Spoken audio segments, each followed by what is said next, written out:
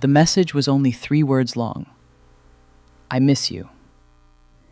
Ethan froze the moment his thumb hit send, because that text was never meant for her. It was meant for the empty phone contact labeled Lily, my star, the number that hadn't existed for 3 years, ever since his daughter died in his arms. But instead, those 3 words went straight to his boss, and 10 minutes later, his front door knocked. Ethan Cole sat on the edge of his daughter's bed long after she had fallen asleep, the glow of the nightlight casting soft shadows across the room. Emma was 6 years old, all elbows and tangled curls, clutching her stuffed rabbit the way she always did when the world felt too loud. He brushed her hair back gently, careful not to wake her, and allowed himself a single moment to breathe. Single fatherhood wasn't something Ethan had ever imagined for himself. 3 years ago, his life had been full. Too full, maybe. A wife who laughed easily, a newborn daughter who wrapped her tiny fingers around his heart. Then one winter night changed everything. A drunk driver, a hospital hallway, a doctor who couldn't meet his eyes. Lily was gone. Ethan had survived because he had to, because Emma still needed bedtime stories, still needed lunches packed, still needed someone to whisper, "Daddy's here," when nightmares came.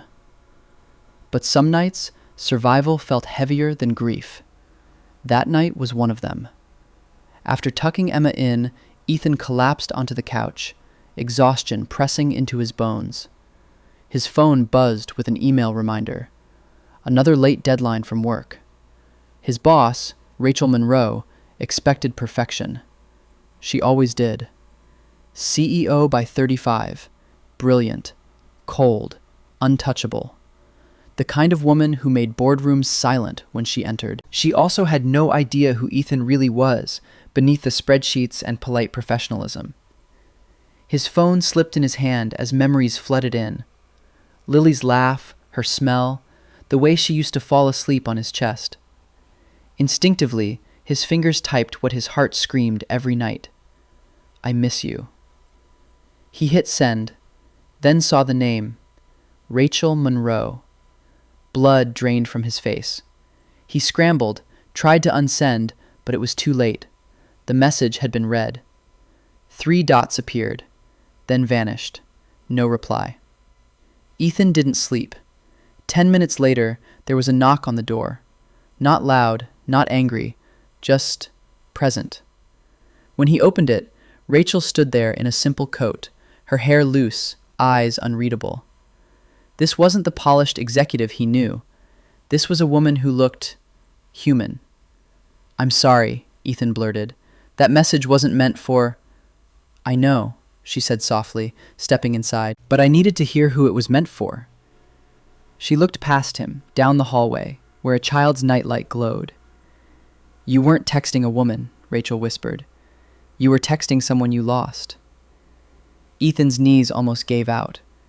For the first time in years, someone didn't scold him, didn't demand explanations, didn't rush him. She just stayed. And before leaving, she leaned close and whispered something that shattered the walls he'd spent years building. Tomorrow, don't come to work, she said. Come tell me your story instead. Ethan thought the night was over. He was wrong. Because the next morning, his boss didn't just listen to his pain. She revealed a truth that would change everything he believed about power, loss, and love.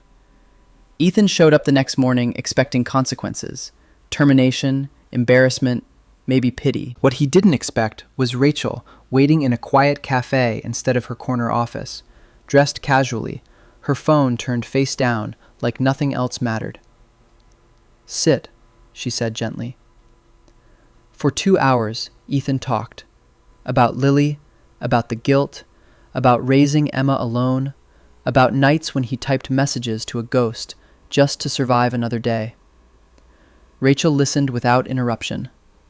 Then, when his voice finally broke, she spoke. I lost someone too, she said. My son. The word hung between them. He was 4, she continued. Cancer. No warning, no mercy. Her hands trembled slightly. I buried myself in work, because grief is quieter when you're busy. Ethan realized then the steel, the distance, the impossible standards weren't cruelty, they were armor. From that day on, things changed. Rachel didn't give Ethan special treatment, but she gave him understanding. Flexible hours, remote days, a promotion he'd earned but never thought he deserved. And most importantly, she showed up.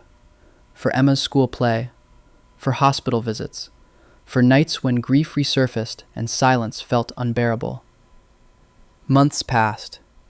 One evening, as Ethan walked Rachel to her car, she stopped and whispered the same words he'd sent by mistake. "I miss you when you're not around." This time, he didn't panic. This time, he reached for her hand. The story didn't end with a kiss or a dramatic confession. It ended with something stronger. Healing. Two broken parents finding strength together. A little girl gaining someone new to cheer from the audience. And a man who learned that sometimes the worst mistake of your life is actually the message that saves you. Final message. Some texts aren't sent by accident. Some words escape when the heart is tired of carrying them alone. And sometimes, the person who receives your pain isn't meant to judge you. They're meant to walk you home.